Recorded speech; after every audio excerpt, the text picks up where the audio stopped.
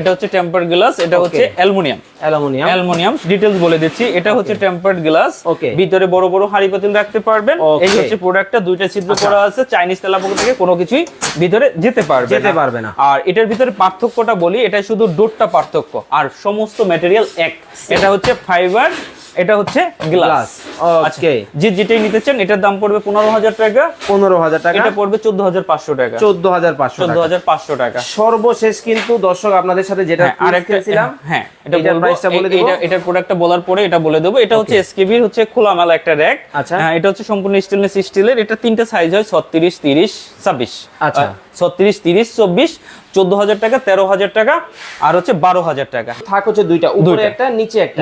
এখানে কিন্তু তিনটা পাচ্ছেন, 1, 2, 3 তিনটা থাক কিন্তু আপনারা পেয়ে যাচ্ছেন। এটা হচ্ছে আপনার 5,500।